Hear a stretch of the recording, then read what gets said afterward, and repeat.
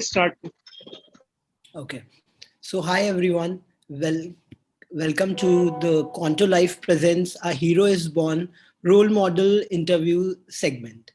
Today we are having our hero Ananya would be interviewing one of the sorry.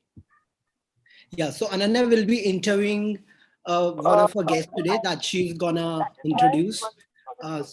I'll let you know something about Quanto Life. So Quanto Life is a unique spiritual path for today's chaotic life. It is a group of heroes who want to discover their uniqueness and through it want to make an impact in the world, on the world. And A Hero is Born is a program to discover and nurture the unique potential of kids. So all over to you, Ananya. Yeah. So the person I'm going to interview today is Miss Kripa Shah Tyagi. She entered the beautiful world of dance at the young age of 4 and has been a part of it over 24 years. She is trained in Bharatanatyam, Kathak, and Western dance forms such as hip hop, contemporary, ballet, jazz, and many more. She is not only a dancer, but a teacher, performer, choreographer, and a dance movement therapist. Welcome, Kripa ma'am. Thank you, Ananya. Thank you for the warm welcome. We are glad to have you. Very happy to be here. Yeah. Okay. So, shall we start? Yes. Okay. So, ma'am, my first question to you is, what inspired you to be a dancer? So actually, when I started learning dance, I was really young. I was 4.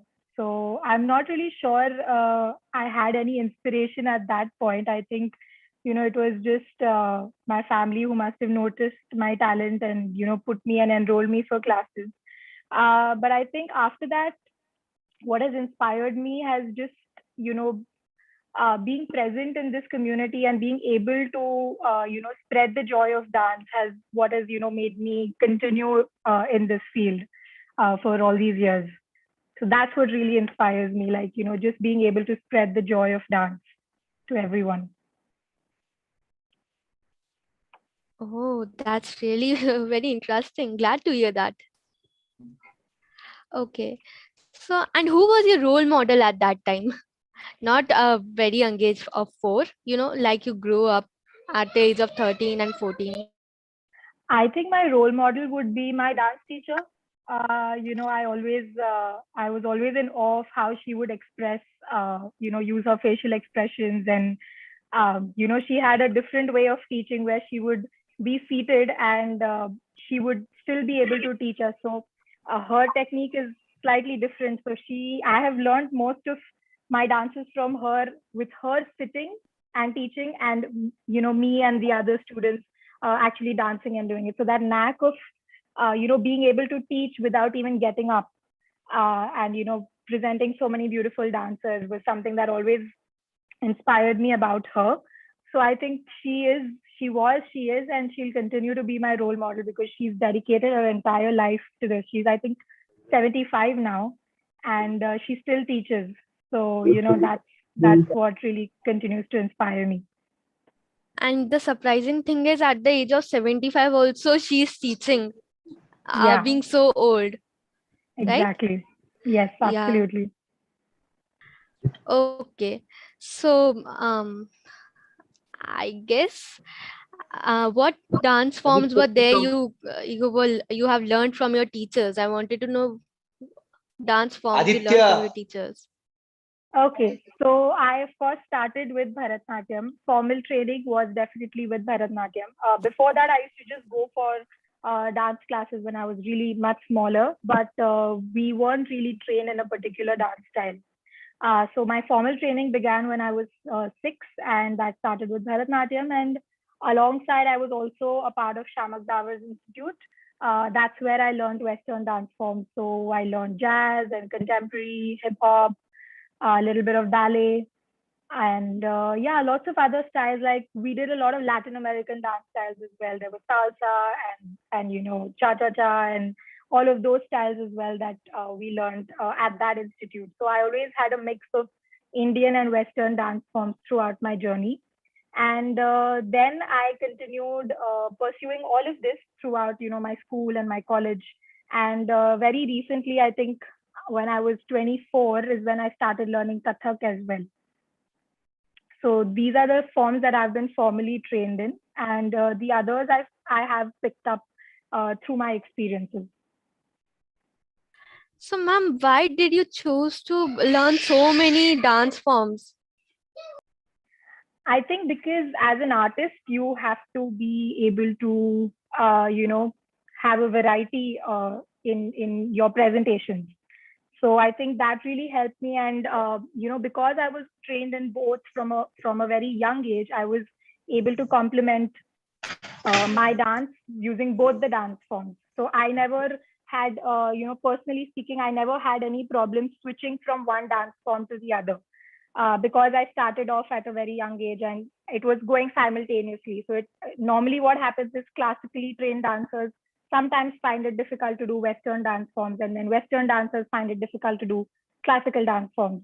But I think it's like, when you're younger and you learn languages, right? As a child, you can pick up many languages if you learn it all together. So I think it's something to do with that, and that's what really, I think that was the reason why I continued learning also, because I saw that my strengths, which I was picking up from classical and that I was picking up from Western, was really benefiting my dance as a whole in terms of my presentation. So even like things like, I picked up spatial awareness, I picked up stamina from my Western dance forms. I picked up, facial expressions from my Indian and Bharatanatyam, Kathak. That's where I picked all of that up from. So I think, using all of this together when you present a dance, then the beauty of it is just tenfold. Yeah, I am like, wow, you have learned so many dance forms in just these years. I'm like, how much stamina have you needed for it?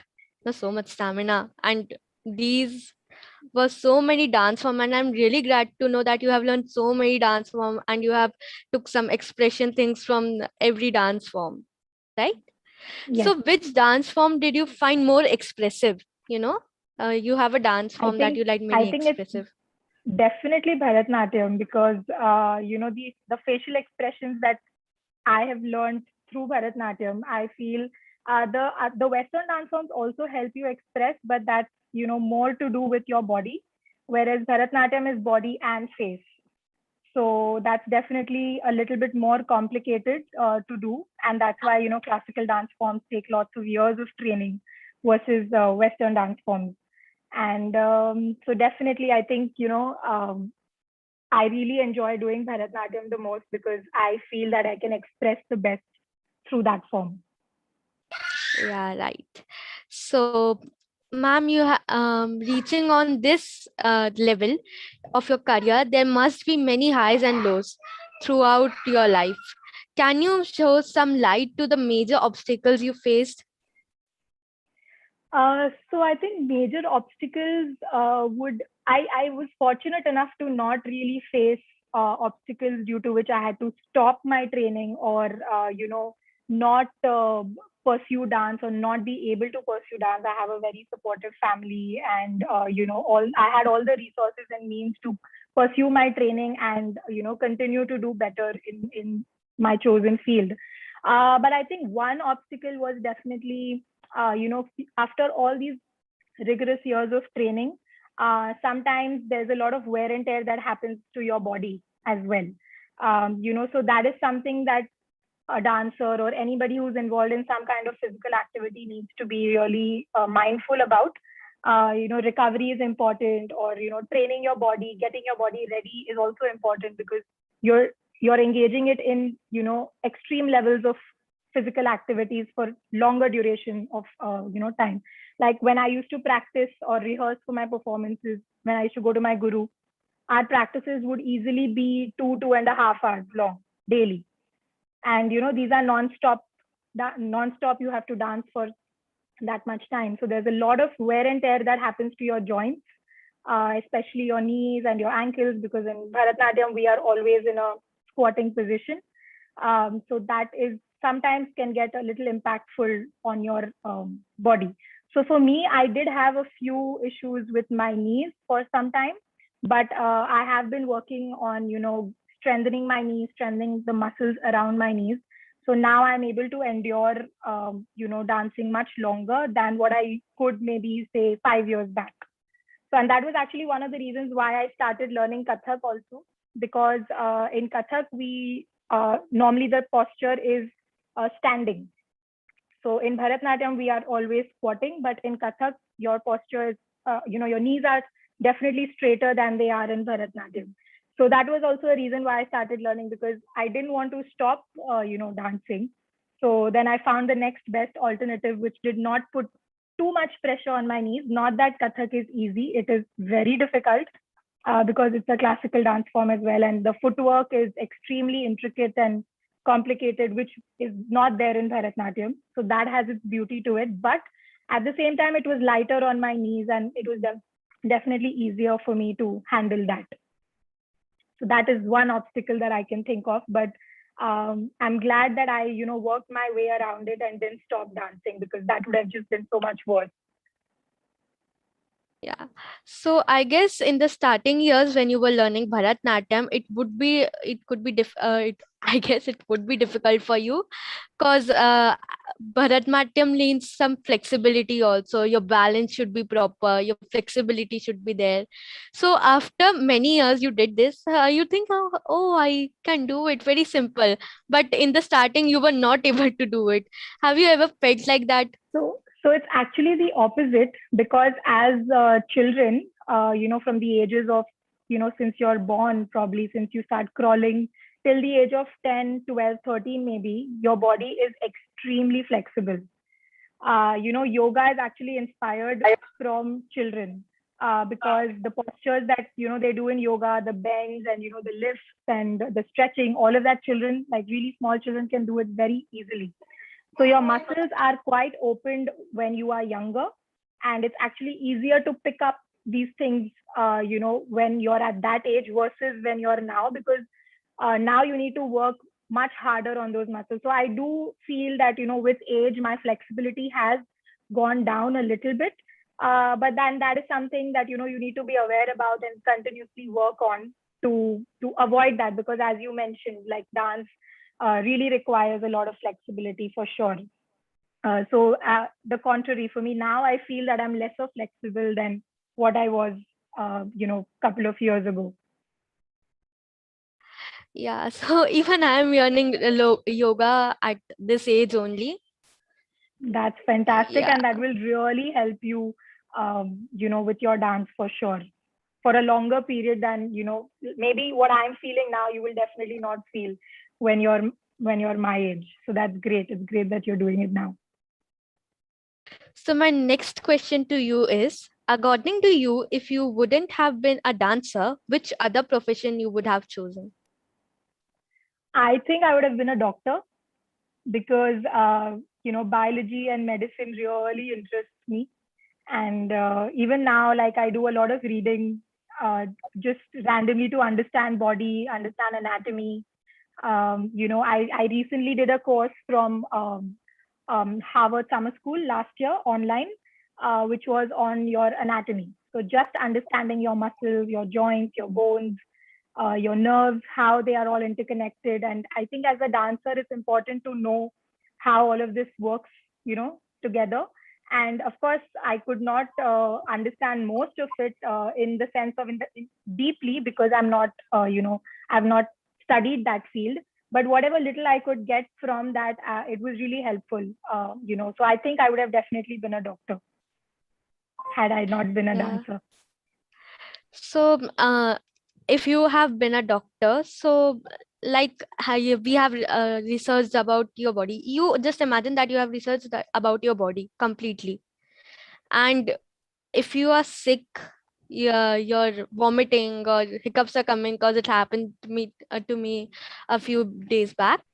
So I guess you would have known the particular thing you could help yourself for that, right? Absolutely. Like, giving my example, the same example of my knees, I would have been so much more aware of what needs to be done, what I should not be doing, how can I, aid the recovery for my body faster, had I had that kind of knowledge. So, but what I've noticed is today's generation and dancers that are upcoming today are a lot more aware about their, bodies than what we were when we were their age, maybe 10, 15, 20 years back also. So I think that having that knowledge, because your fitness is so closely connected to dancing, and that's what is really going to help you continue and prolong your dancing career, being fit.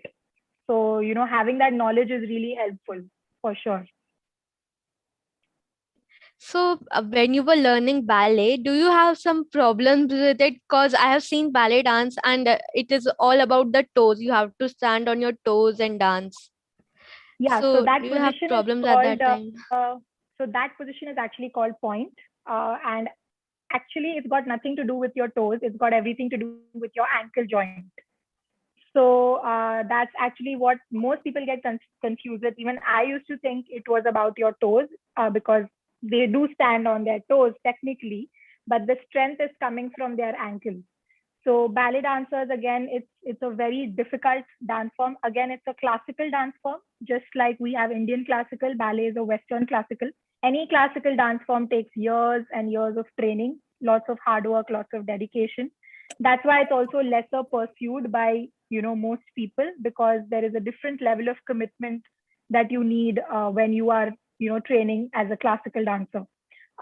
So the amount of time that I trained in ballet was not enough for me to even attempt the point.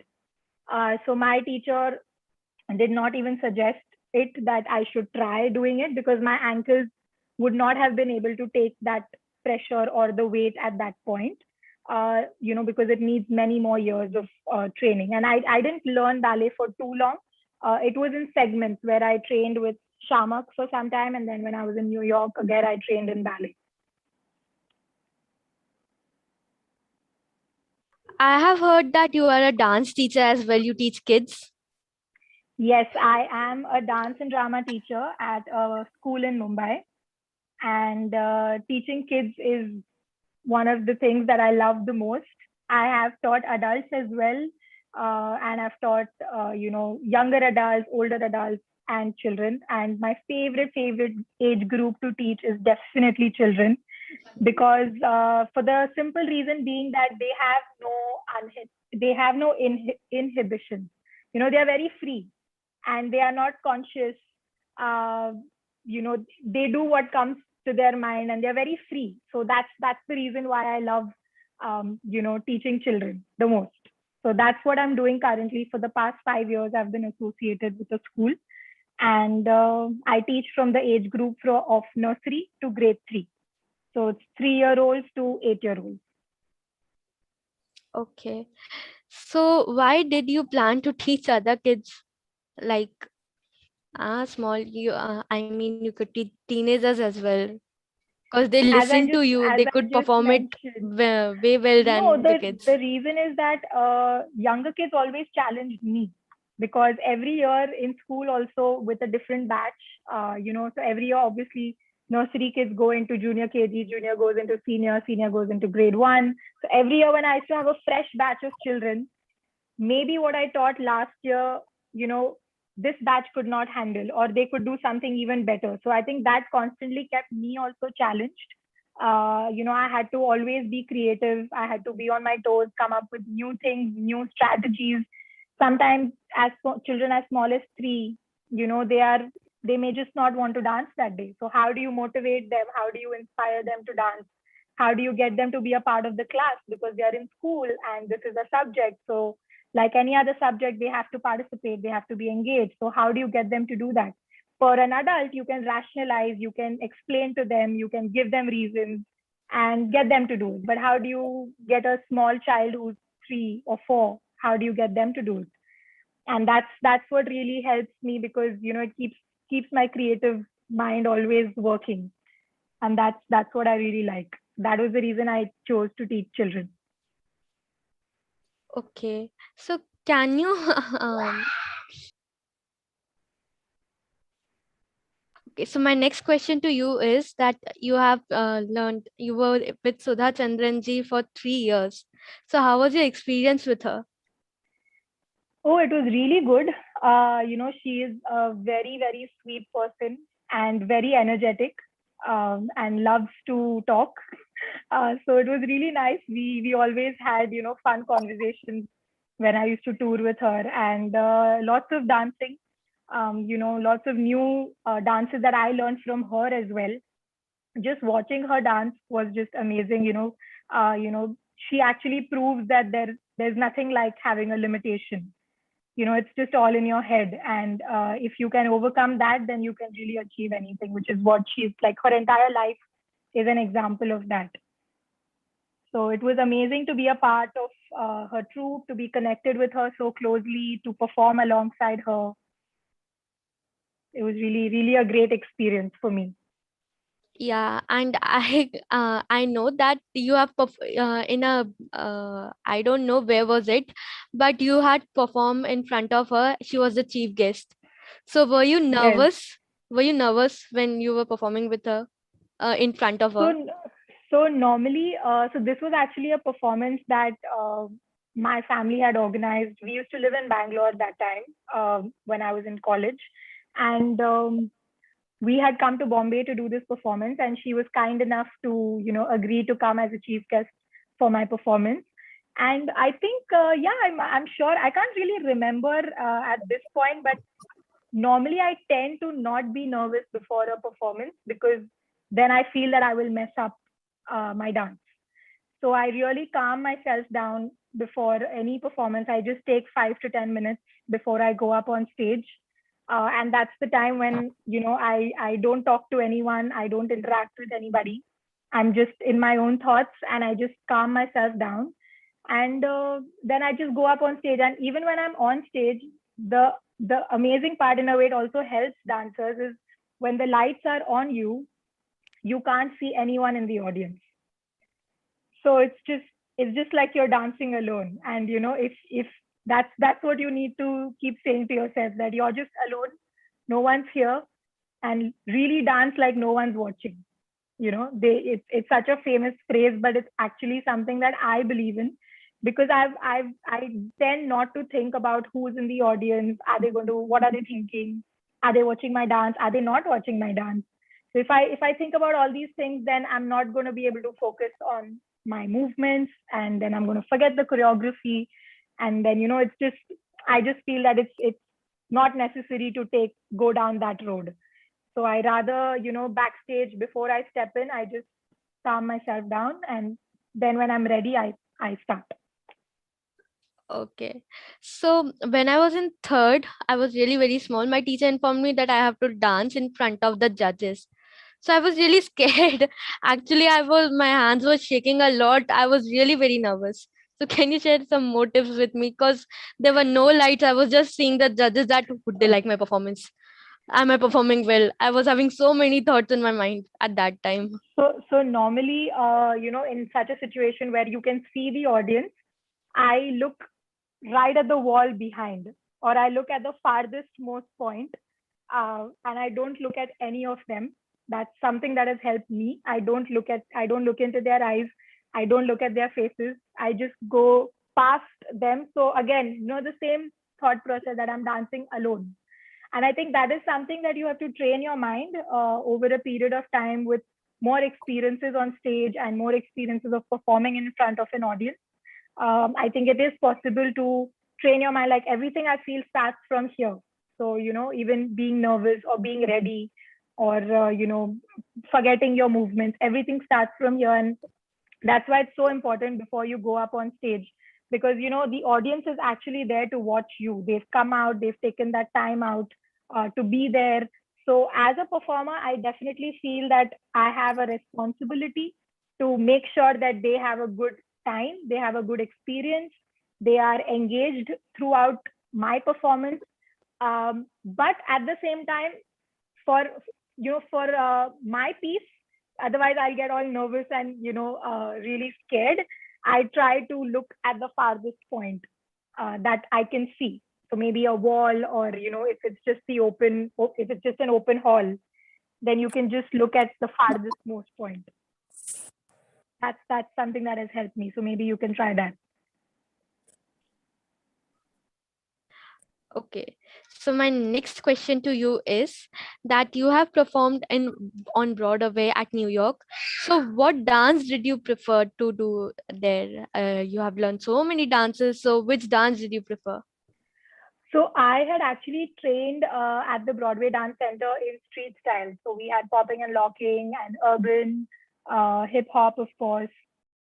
So a lot of these different street styles that I tried. And I also at the same time was training in ballet with them, because that was a compulsory subject that we all had to get trained in. And then there was jazz and contemporary as well, but I think I enjoyed street styles the most. It's got a very just the vibe of the dance form. It's very loose, it's very relaxed, and I think I like that, because in classical, I'm always upright and my body posture is always, straight. So hip hop really helps me just have a more relaxed body posture and, do my dance movement. So again, in contemporary and jazz, your body posture is, very upright. Your stance has to be in a particular way. Your back has to be aligned. But in hip hop, it can be a little bit more relaxed and loose. And that's something that I really enjoy doing, because I used to do the other thing all the time when I would do classical. So I definitely enjoy doing street styles the most.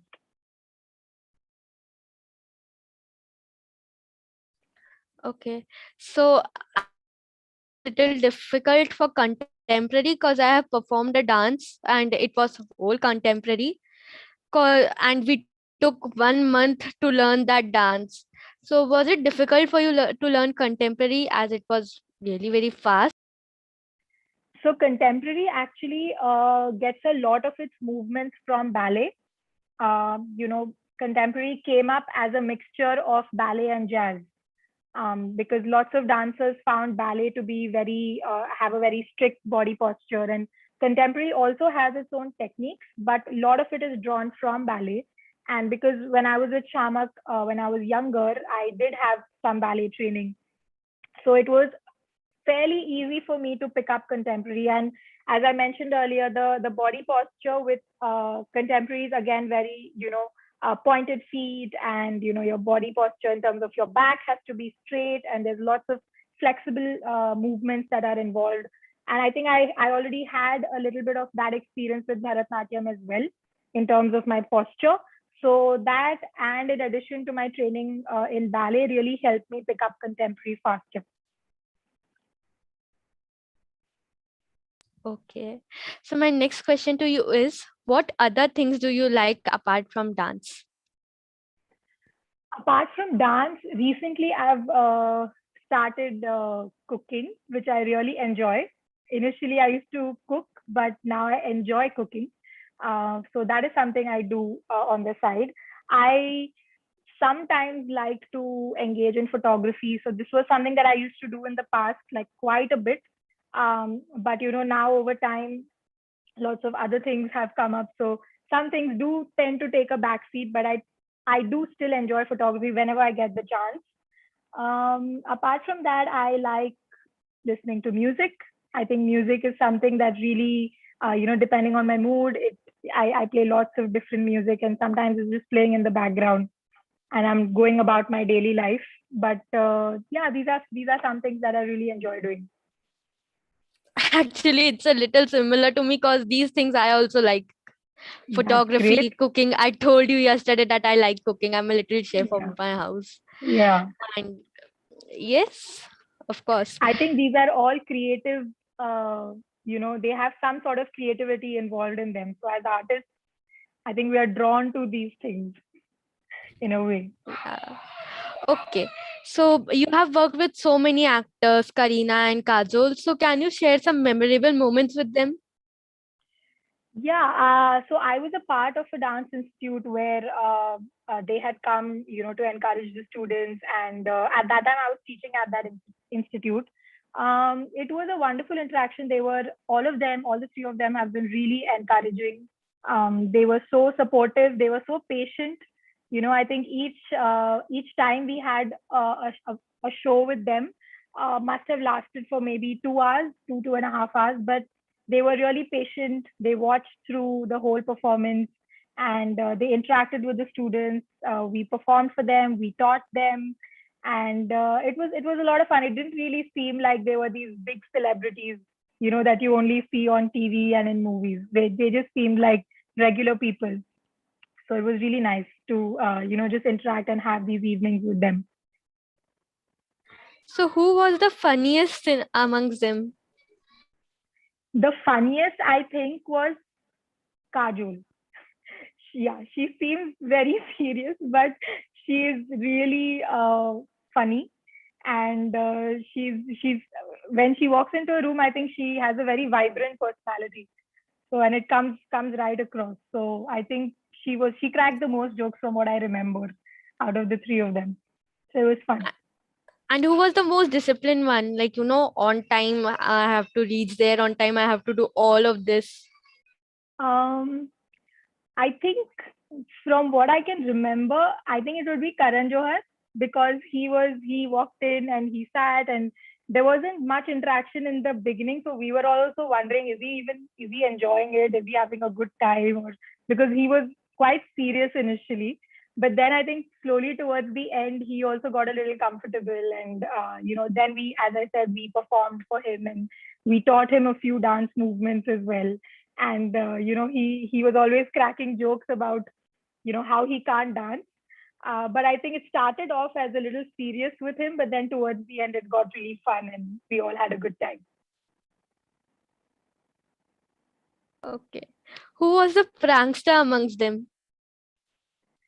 I'm not sure any such opportunity really came up for us to see that side of them, but if I had to guess, it would have definitely had to be Kajol, because she's, as I said, she's very vibrant and funny and super, super energetic. So I think if I would have had to take a guess, it would have been her.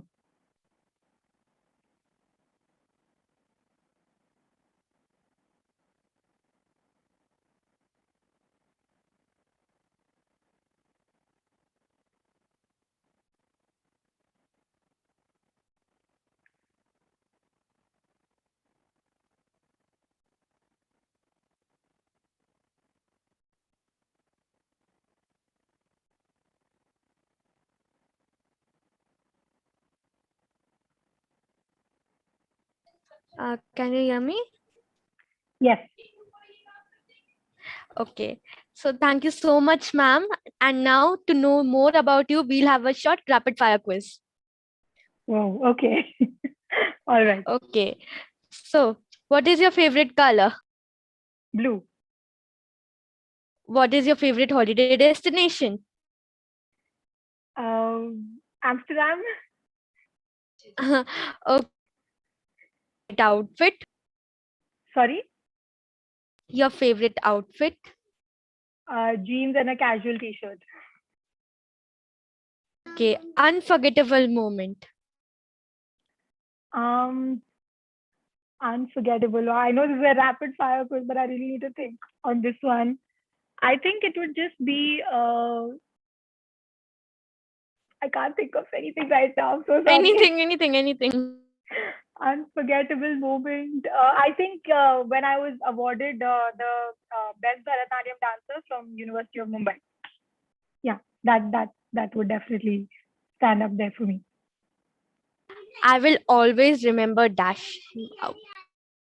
I will always remember. Dash, you have to fill it. What will you not forget? I will always remember the support that I got from everyone, I guess. Your favorite food? Favorite food is, I love paneer, any form of paneer. Okay, and your favorite cuisine? I think has to be Indian. Okay, thank you so much, ma'am. I'm very glad to interview you. I think there were some amazing questions, Ananya, and I can't believe you're 13. You're so confident, and I'm really glad that we could do this. So thank you for having me.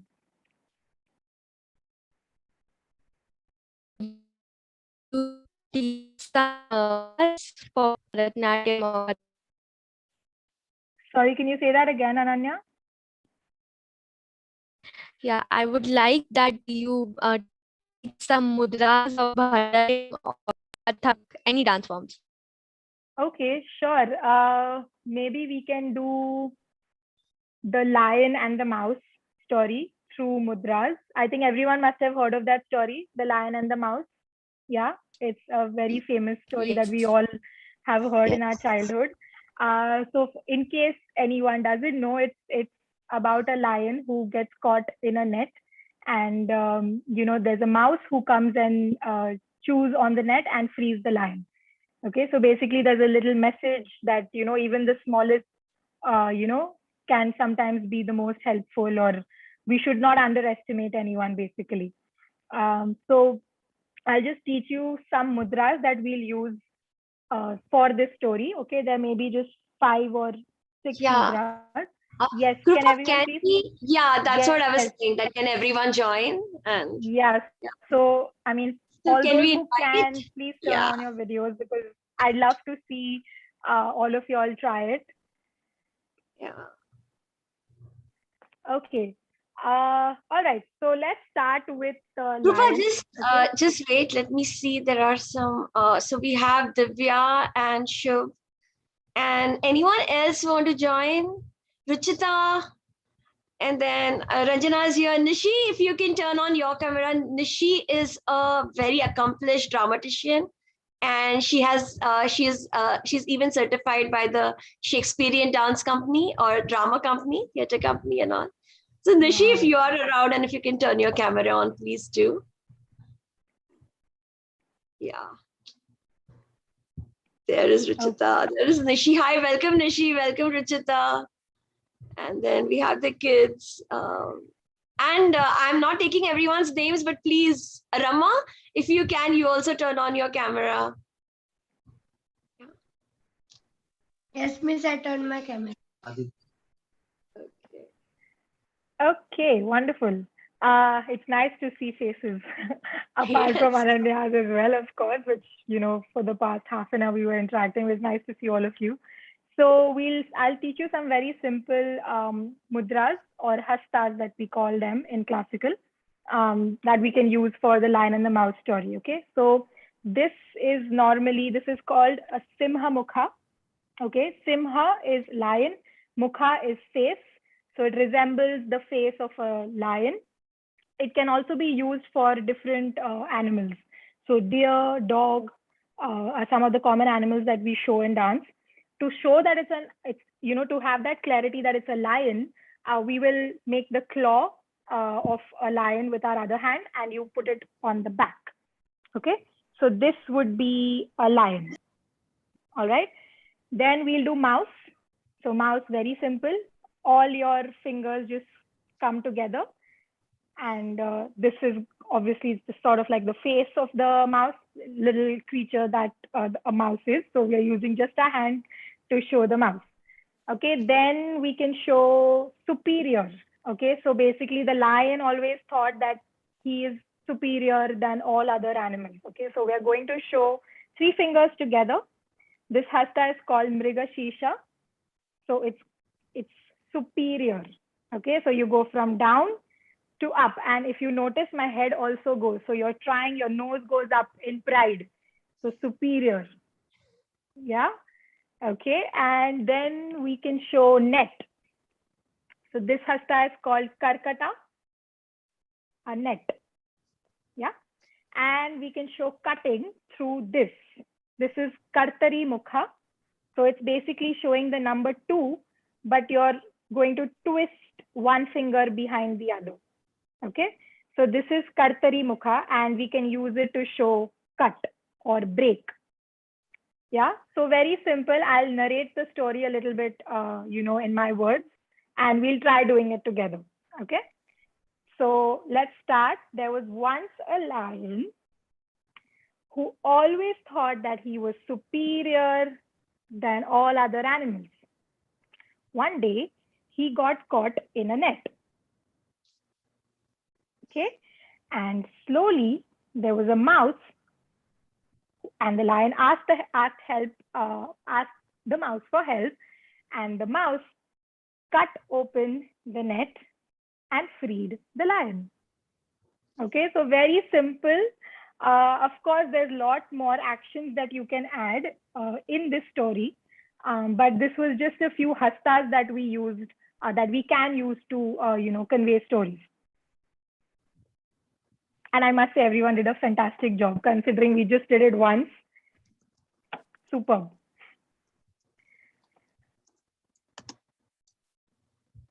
Thank you so much, ma'am. Beba Bhaiya, can we have some glimpse of her?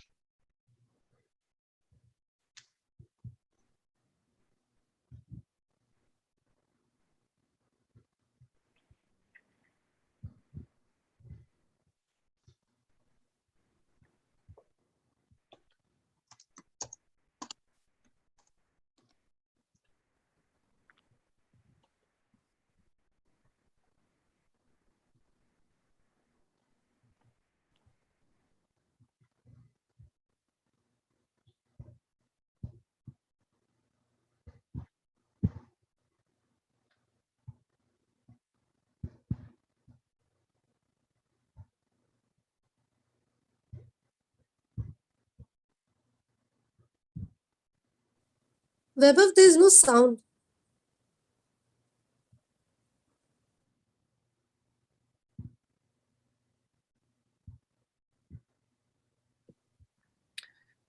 Mansi, what did you say?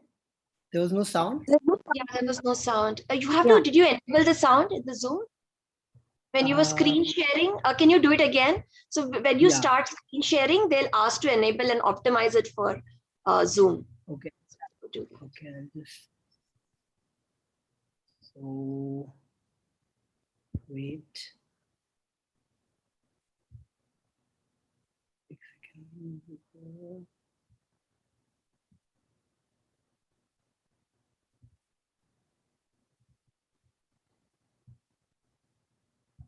Let's give a try now.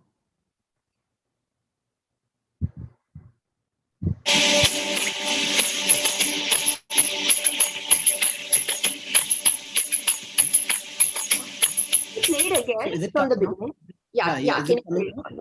Yeah, perfect. Perfect, thank you.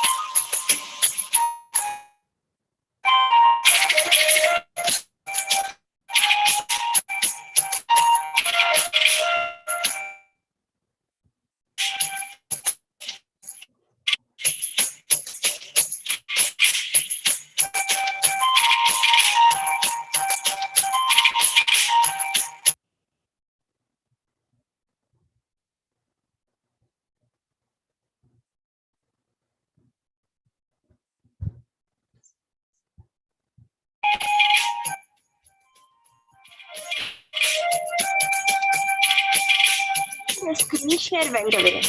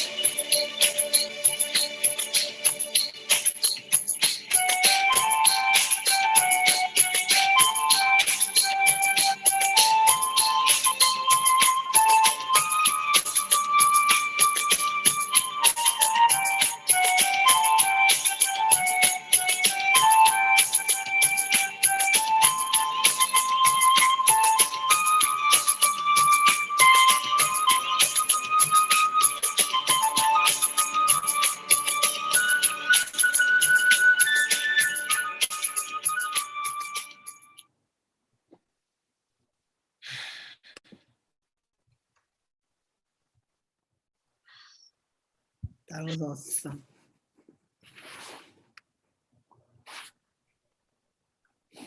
Mansi, would you like to? Wow.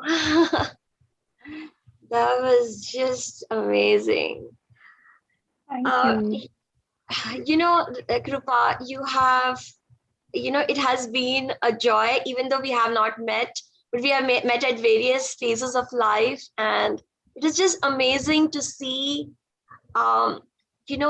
how you have not just limited yourself, but you have kept on learning. And, you've not limited yourself to any styles. You've not limited yourself to dance.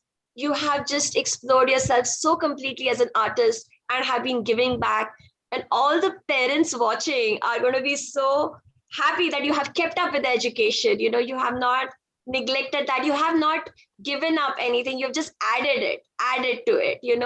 There has not been a deletion, but rather an addition. And the way you have synthesized the different, and I was hearing the challenges you've had, and you just made it into a positive. You're like, okay, my knees are hurting, fine, but Kathak, what are the styles that need this? So it's just so inspiring for our kids. And there are so many kids who will be watching this, because the kids cannot maybe attend all the interviews, but they do look at it afterwards. So this is going to be so inspirational. And Krupa, before I go to Ananya, I want to tell you that, in Quanto Life, Shivo is the founder of Quanto Life. And what we have done is, along with other things, we have directly channeled many Deva Devis, masters, we have received guidance from them, not just what the Deva Devis used to be. Like, for example, Ganesha, everyone reveres him as someone who helps us go against the obstacles. But when we have connected to him and channeled him, we realize the role he plays in the DNA. So what are, the same, we don't live in the same world. The universe is evolving, and it is evolving at an accelerated pace, astronomically. And this is in every one of us. So even the Devas, even the masters, what Jesus would say today would be very different from what he said 2000 years ago, because it's a very different world. So I have seen you when you were 16, and when you did the Shiva performance at Ruchi's wedding, at our cousin's wedding in US. And, I would really invite you to explore some of our processes, so that you can channel in a different way. Maybe you can channel the, different, the super conscious. It need not just be the Deva or, the Devis, but also like the super conscious, which is, and you can channel that and maybe bring about transformation. Maybe, there are people in your audience who are going through different things, and you can, because you're so empathic, because you're expressing something. So you are feeling and you're expressing. So, maybe through you, because right now, when people view a dance form, they're looking at it as something of beauty, something to bring them joy. But it can also bring them great transformation. And you on the stage, to do that. So I invite you to explore this with us, and who knows what can be created. So this is an invitation. Yes, sure. And as you mentioned, that dance can be transformative. When I studied dance movement therapy, that's the entire context of how dance and movement can be used as a healing tool, or, as a form of creative psychotherapy. So, transformation is definitely possible through various mediums. And, as you mentioned earlier as well about how the world is evolving. Today, who knew even 10 years back that dance can be used as a form of therapy? But, it is in practice today, it is very possible. And definitely dance has that, power. For me, dance has, I've felt dance to be meditative at many points of my career, my dancing journey. And definitely transformation is possible. And, I definitely want to explore that aspect more and see if we can, explore it in that regard and see how we can help people. Thank you so much, Krupa. And I want to talk to Ananya and Vaibhav. Ananya, kahan ho tum? Wait. Yeah, I'm here Hi. only. Wow. Ananya, are you like, should I check your birth certificate if you're 13 really? Like, I might have to do that. because you were so fluent. You were so fluent. You were just going with the flow. And the most difficult thing for people this age, at 13 and even later, is to really acknowledge the input of the interviewer. At most people at this age or even older, they are just, they have a prepared list of questions which they'll go through. And I just loved how Ananya was listening to your answers and you were really paying attention to Krupa. You were incorporating it in your next question. And that is a very rare talent. And the fact that you've imbibed it so young is really amazing. And there are many similarities I felt between your energy. Of course, Krupa is older, experienced, accomplished. She has had that time. But I saw some similarities. First of all, that, both of you come from very supportive families. Ananya's whole family is here, including her extended family. You come from very, very supportive families where your families are, ready to, raise you as a, different parts of your community want to come together and raise you. And, I think Krupa will be the first person to say that, the commitment of our family, because this is not an easy journey, right? When you are 4 and you have to go to dance performances, there is someone who has to take you. Someone has to say no to a party. Someone has to say no to many other things because this is a priority, and to give that energy and intention. So Ananya also comes from such a background. So, and yeah.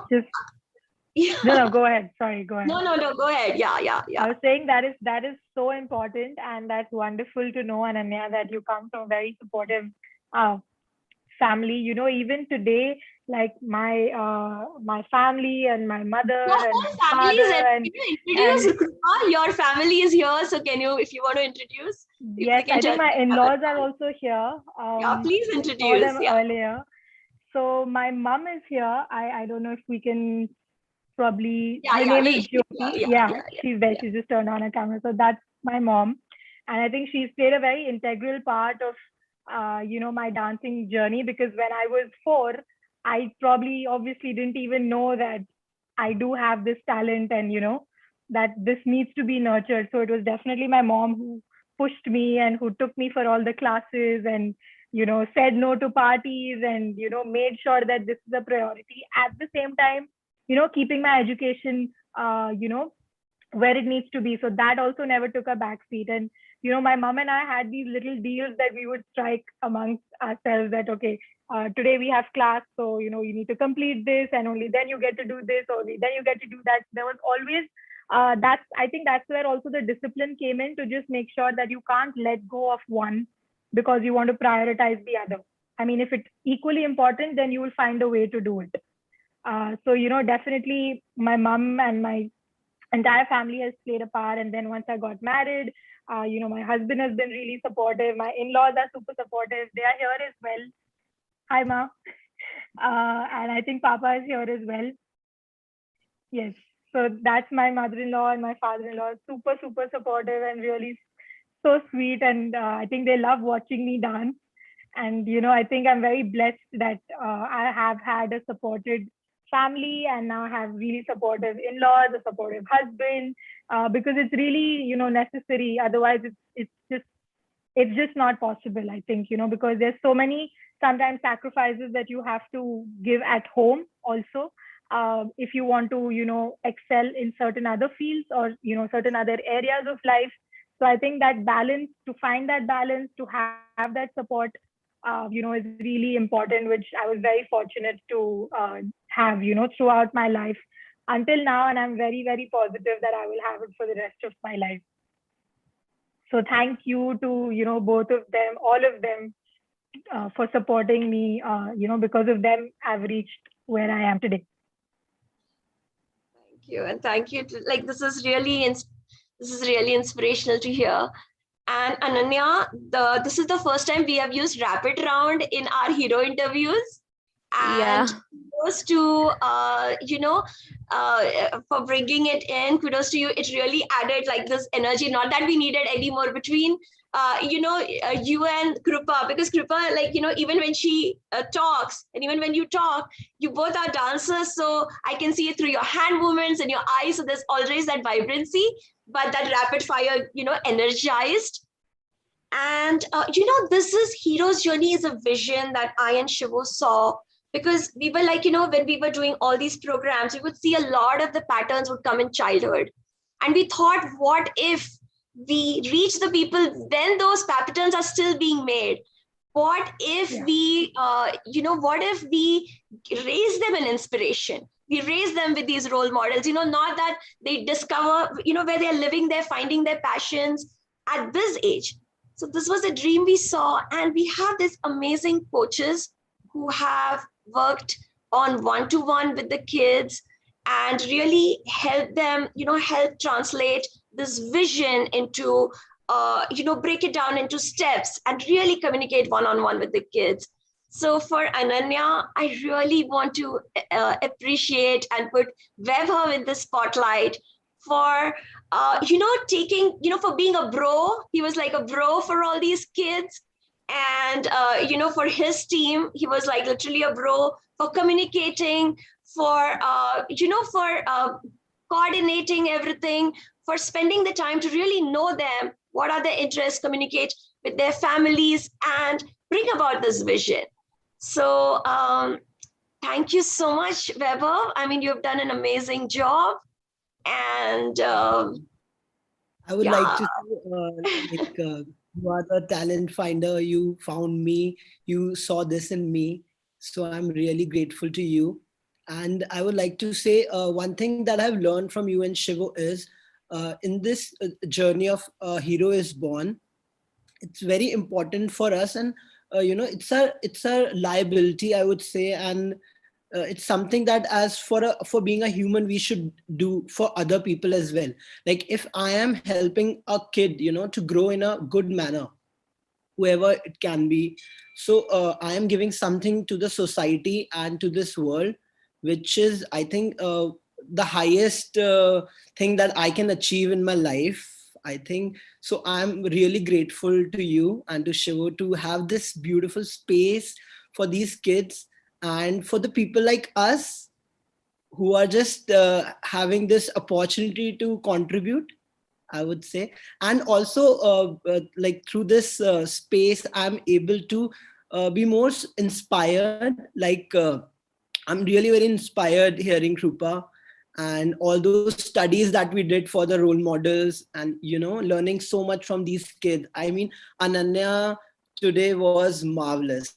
Like she was so natural and amazing. Like I would say, like, I'm so proud of her. And yeah, that's it. Thank you. So Shiva, would you like to say something? Well, I've been just mesmerized and listening and enjoying. So my deep gratitude to Krupa for coming here and inspiring our hero kids, and my deep admiration for Ananya for this wonderful work. And I can see a relationship has been formed. Absolutely. And I really wish it continues, the mentor. Thank you very much. Shivo, I have invited Krupa to come and talk to our adults also, like, to our commune members, and maybe once with her mom, once we'll have something about, the contribution of parents in this journey, in the hero's journey. So really looking forward to those things. Yes, most welcome to the divine space, which Quanto Life is. This is where blessings descend. Anybody who becomes part of Quanto Life space becomes blessed. We are, one of the things about Quanto Life is, we're really a community of heroes. We are, we honor everyone's unique potential, and we are constantly discovering it for ourselves and also for others. And we are always looking out for, talented people and people who have either discovered themselves or are in the process. This is our group. So there is no one follows anyone here, and we really celebrate that uniqueness among people. So yeah, thank you so much, everyone. Mama's here as well. So Mama was also very keen, Jyoti Mami, to meet you and say hello to you. So she's here as well. And for me, it's such a beautiful moment because I feel like my soul family is meeting with my blood family, and it is a celebration of that too today. So thank you. Anyone else wants to share how the session was there for them before we close? I know the comments have been flowing as we were going on, but if anyone would like to say something, they're most welcome.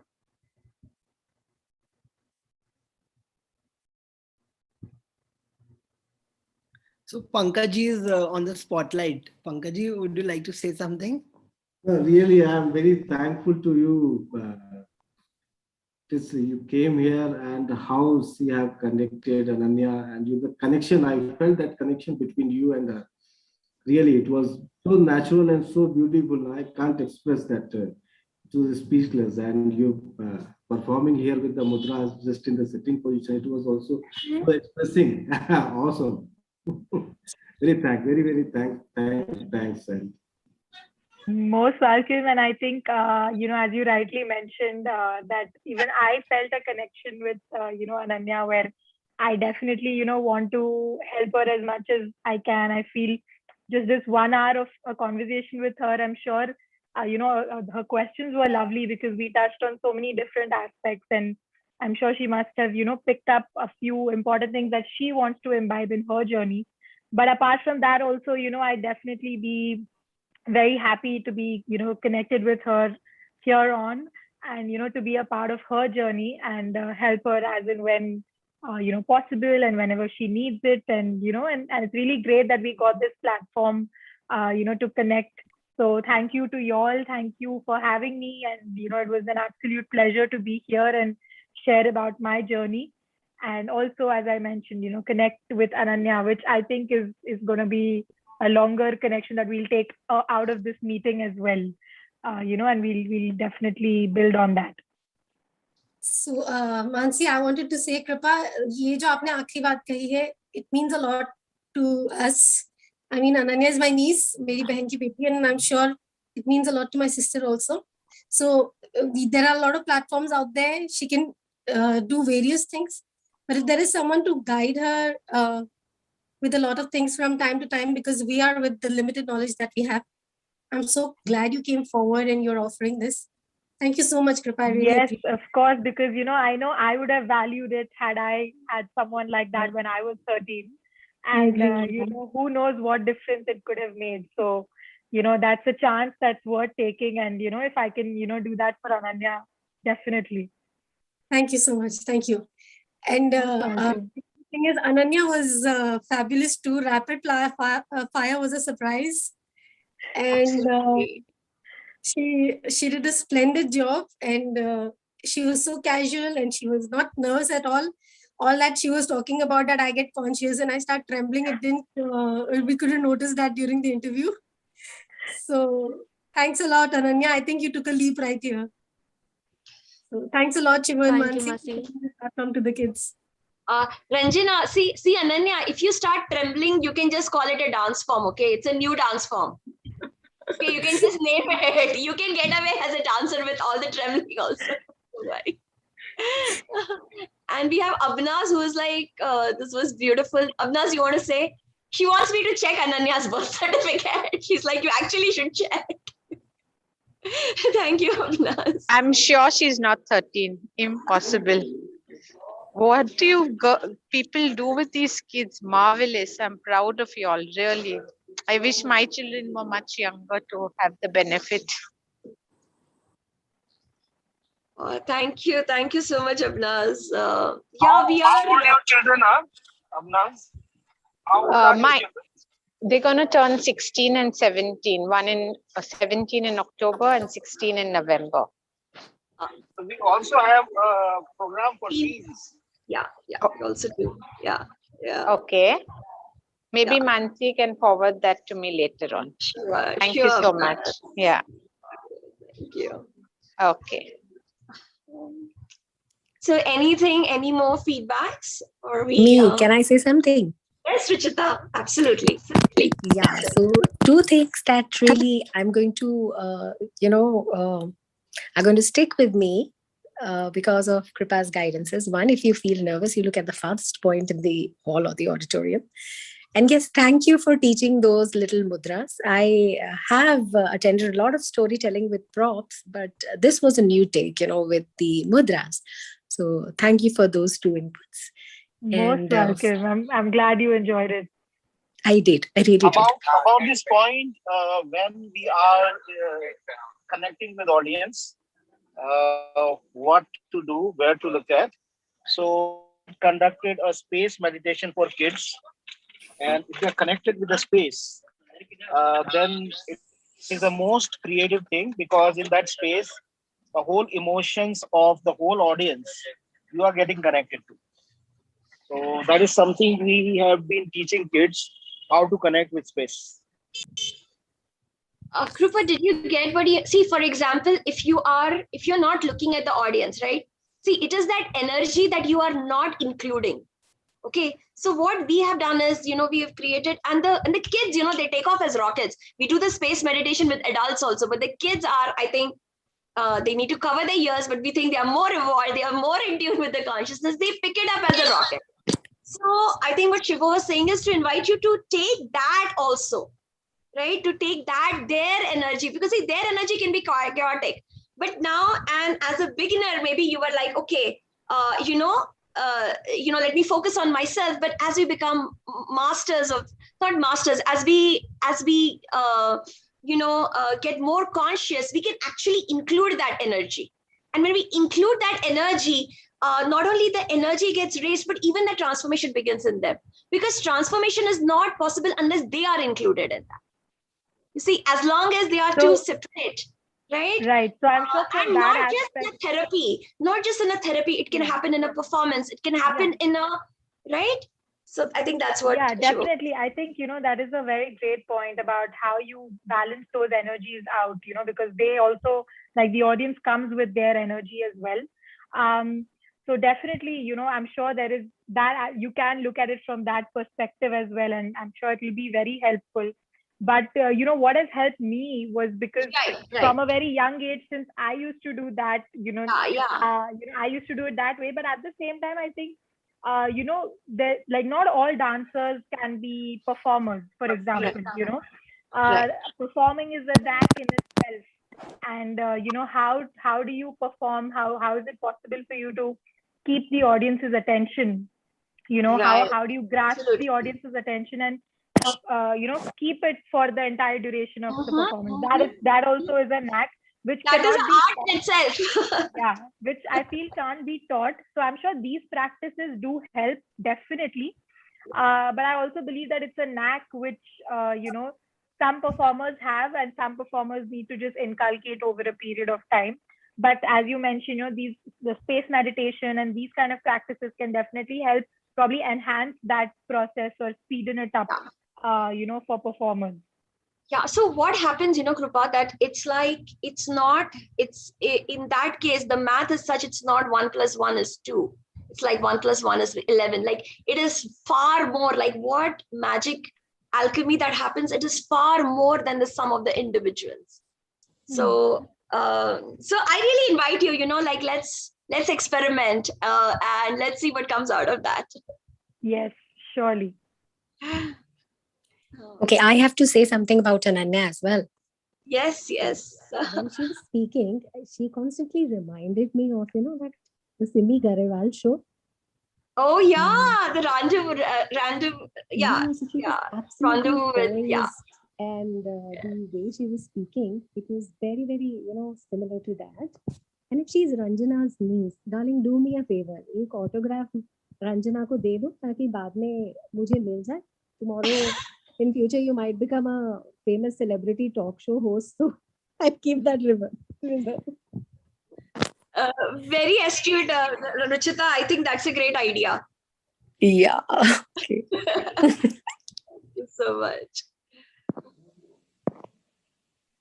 Okay.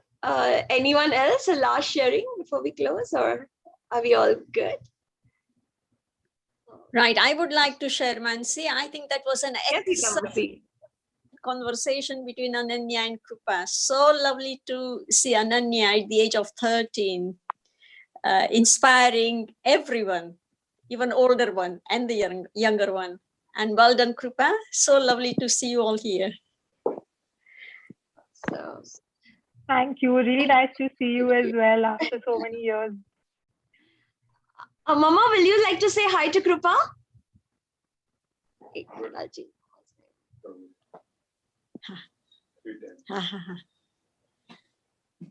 Yeah. Mama Reshma, Mommy, can you unmute?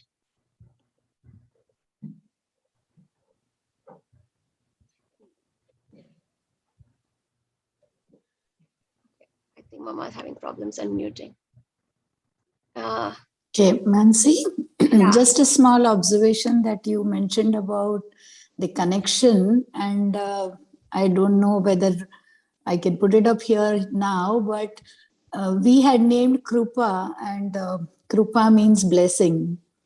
So I really feel all these connections coming together, and she's really a blessed child. And thank you so much, Mansi, for inviting her. And yeah. Jyoti Mami, I think we have a connection that goes even beyond your marriage and you coming into this family. I think that Papa has told me so many stories of you and Rajul uncle, and just about, I feel that we have met at various points in life, and our parents, and they have met, and I think it was meant to be. And for me, it is like a whole new world now where so many of our blood relatives are now becoming a part, where we are connecting even more deeper than we did before. So I really, it's really, I feel very blessed. I think it is a krupa that, how we are all connecting. And when we are connecting much more deeper, much beyond bloodlines, through the heart, through the soul. And those are the connections that are deepening right now. So thank you so much, Jyoti Mami, for for you and Rajul uncle creating Krupa. And I know that she's going to be in magnet. She's already been. She has had such an amazing journey, but I think she'll continue to be a magnet to inspire people and really help them also discover their heroic potential, like she has done for herself. Thank you. And thank you, Ananya. We really enjoyed all your questions, and it was lovely. Great to be a part of this. Thank you. All the very best. Lots of blessings, Ananya. Shall we close the program now then, Weber? Yeah, Mansi. Yeah, so we'll close the program now because we've already taken the commitment from them to see them again. So with that, and we will have our next hero's journey on interview on Friday, and that is going to be with Divya, who's Ranjana's daughter, and Salva Owens, who's a fashion designer in USA, who has also worked with some of the Project Runway winners, and she's just this amazing fashion designer who's more than a fashion designer, who believes that fashion or what we wear is just an expression of our soul. So we will be meeting up with her. I invite you all to that also. So thank you. We close for now. Thank you so much. Okay. Thank you, everyone. Thank you. Bye-bye. Thank you. Bye-bye. Thank you. Bye-bye.